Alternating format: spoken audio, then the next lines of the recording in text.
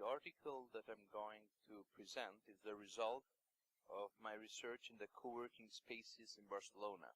I've mainly studied the different inter-organizational collaboration approaches in this kind of spaces. In the literature, it has been acknowledged that many inter-organizational collaborations are neither managed by property agreements or market agreements, and they are mainly organized through intermediate or hybrid organizational forms. Co-working spaces are a good example of this kind of organizational forms, and what is interesting is that in co-working spaces is that they have quite a reduced physical scale, what makes it more easy to analyze and to study these collaborations and these practices. Also, they have an intensive social interaction between co-workers, so it's easier to see these practices and to analyze them. And also, on the other hand, also all the co-workers and the managers have a predisposition to collaborate, and the space itself is prepared to help and contribute to these practices. In the literature review on inter-organizational collaborations, I've identified three different ways of focusing on these practices. First is a transaction cost economics view. According to the transaction cost economics theory, transactions implies a certain cost related to the negotiation and monitoring and controlling, and to reduce these costs, agents normally implement a certain structures around these transactions. So, according to the literature on the TCE theories, agents will increase their performance and their competitive advantage by aligning the relation-specific assets, the collaborative structure, and the nature of these transactions. So, according to Williamson, there are like three types of specific assets. One would be the site specificity. The second one would be the physical asset specificity. And the third one would be related to the human asset specificity. Later on, I will talk about these three kinds of specificities in my results, related to my results. The second approach on the inter-organizational collaboration is based on the knowledge-based view of the firm and the resource-based view of the firm. According to these approaches, collaborations are mainly induced searching for new resources and sharing knowledge and so on. So collaborations help firms to acquire new knowledge. There are like two different approaches. In the first one, knowledge is acquired through learning. So in the firms that are collaborating are both learning from each other, and both are integrating the knowledge of the other firm into their own knowledge base. In the second approach, that is mainly based on Grant and Baden-Fuller in their papers of 1995 and 2004, the collaboration helps firms mainly to access new knowledge without the need of integrating it. So it's not learning, but accessing. And a third approach about inter-organizational collaboration would be related to the relational view. This is mainly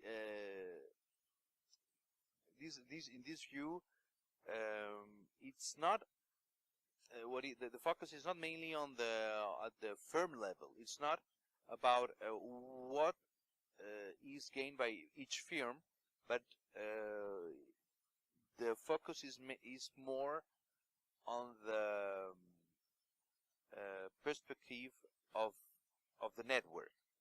So in this case, organizations might not be motivated by the direct benefit of collaborating, but more of by the indirect benefit of collaborating, searching more for synergic and network benefits. So the case study that I've done, it's in the co-working spaces in Barcelona. Barcelona is curiously the European city with the highest density of co-working spaces. This is due to several different reasons. One of them is the crisis that started in '97, that made many offices were empty, and many owners tried to monetize these empty spaces. Also, the city of where a lot of foreign working professionals come, and then also benefited the emergence of these co-working spaces. Anyway, there are I would say that there are like 5 different zones in Barcelona where the density of co-working spaces is higher. One is Gracia, the other one is Eixample Esquerra. Also, the other Eixample, the Eixample Dreta, is also there's a quite high density of co-working spaces. The Old District, and also Poplar Nou, the 22 ad, where there are some co-working spaces also related to the high tech and so on. Methodology is mainly based on interviews. So I've done about 28 interviews with managers and members of different co-working spaces. 21 different spaces were included in the study. I've also to try to triangulate my results, and then to contrast them with other sources. I've interviewed other managers of co-working spaces from other cities, and also specialists in the innovation and collaborative spaces in the city. Also, I've done some non-participatory observation, and also I've checked other secondary data as web pages and so on. The results show that there are like 3 different approaches to collaboration. One would be based on the cost, so what I called cost-based collaboration, where the main goal of collaboration is based on the reduction of operational and transactional costs. The second type would be the resource-based collaboration, where agents collaborate driven by the need of learning and having access to new knowledge and resources. And the third approach would be the relational collaboration, where agents engage in collaboration looking for synergistic results, investing actively their time and effort in building communities, and the focus is more on the community than on the individual members. So these doing the data analysis, I've seen that there are similarities and the approaches on different co-working spaces. That these approaches are related to the 3 theories or theoretical approaches that we've seen in the literature review. So basically, my data analysis led me to these different themes and sub-themes, as you see here in this slide, and now I will go through these different sub-themes very, very quickly. First, in the cost-related collaboration, is mainly based on reducing the operational costs as the general cost or the cost related to the specific assets, like for instance sharing costly assets, as for instance 3D printers or machines as the ones in maker spaces and so on. On the other case, also co-location reduces the transactional costs, as having other firms and co-workers near makes these transaction costs lower, and also it helps to have a privileged location, so near customers and suppliers and so on. In the second type of collaboration, the resource-based collaboration, there are different dynamics. From this kind of collaboration is mainly based on the internal community of the co-working space, dynamizing this community. This work is mainly done by the managers of the space. Also, participating managers organize events in order that members participate in knowledge sharing and so on, to create and foster internal collaboration. Also providing coaching, so in these spaces there are also activities focusing on coaching and helping individually the members, and also integrating resources. This is quite interesting. In this type of collaboration, one of the goals is to combine the different resources of the different firms to offer new services and products to potential customers, and mainly acting as a firm would do, combining the different knowledge bases of different workers to offer new services. Thirdly, in the relational collaboration focus, collaboration is mainly done at the community level, and all the members are more acting, thinking, and being members of a community more than contributing individually. So they're mainly, these spaces are normally specialized. They specialize in different big or large themes, as could be social innovation, entrepreneurship, creativity, and so on. So this large focus helps people to have a certain cognitive proximity and enhance their capacity of collaboration. And on the other side, also they transmit an inspiring vision where people can identify themselves.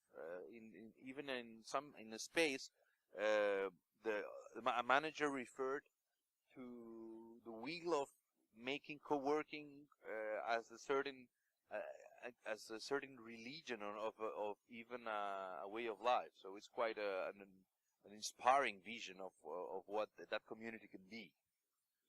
And on the other side, also in these spaces, managers are part of the community. They empower the community to do things, to be independent, to evolve by itself, just giving them tools, but not intervening much on how the community can find its own way.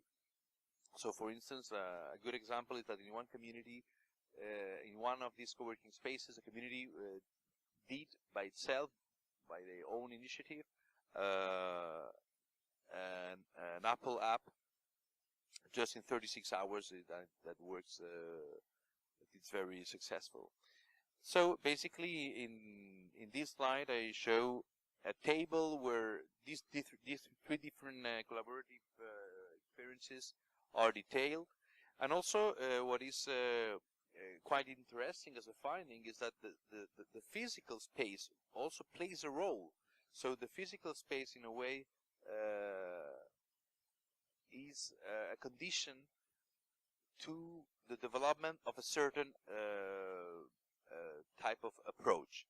So in different spaces, like I found that small spaces are convenient for this culture-related collaboration, where the community doesn't need to be a very big community or a lot of people. It's just people, a small group of people that are conveniently collocate to share some sort of asset, a specific location in the city, a specific physical asset, or just the proximity of their respective homes. That's it. And there's no much more collaboration. On the other side, resource-based collaboration already needs a certain space. It's more an office space where people can comfortably work. They have normally a professional look, and people like use them as just as offices where they can work. And also there are also rooms to meet and also do these activities of learning, training, and coaching. And in the third space are curiously the biggest spaces. They're normally very big spaces, more than 1,000 meters. One of them is even a whole building of five stores. So they are normally very big, and the explanation is that these spaces need to do simultaneously a lot of activities. At the same time, they have to do events. They have even cafeterias. They have meeting spaces. They have co-working spaces. They have a maker space. They have plenty of activities that have to go on at the same time to create this synergistic dynamics. So finally, to end this short presentation, the limitations and conclusions of my research. First, the limitation. So I've focused my research on the collaborative practices, but also it's true that in co-working spaces it's not only economic collaboration that is going on. There's a lot of social interaction between members, and the question is if these to which point these results can be extrapolated to other kind of firms and other kinds of collaboration, because we are mainly talking about interpersonal relationships. And also my second limitation would be to underline this point. To which extent can I interpret interpersonal collaboration with inter-organizational collaboration, even though normally in a co-working space every person represents a firm? And to conclude, I would just summarize my results. First, each co-working space tends to focus on one kind of collaboration type, so and they do not mix normally different types in the same space. Secondly, the order of the approaches corresponds to an incremental engagement of actors, so transactional costs would be a very low involvement of actors. They just collocate to share something or to share costs. And on the other side, in the case of relational collaboration, the implication of the actors is much higher. They are much more involved in the collaborative activities. Thirdly, the type of collaboration follows the space characteristics, as I just told. So the physical space plays a role. Fourth, the type of collaboration depends on both the co-working space managers and the community. So co-working space managers may have an idea of the kind of collaboration they want to implement, but it's the community finally who decides which kind of collaboration can be implemented in that space and with that community. So that means that a community might emerge or not. So a co-working space might be just a space, or might be also a space that hosts a community. Finally, specialization might be a result of a purposeful or an organic evolution of the community. So in some cases, the managers might push to a certain specialization. In other cases, the specialization just emerges through and evolves through time. And finally, co-working spaces managers have a leading role in the collaborative approach. So also it's important the role and the activities that the managers organize. So basically that was my presentation. So please, if you're interested or you want to contact me, please just drop me an email or check my webpage where you can find the articles. Or well, just feedback is welcome. Thank you very much for your attention. Bye.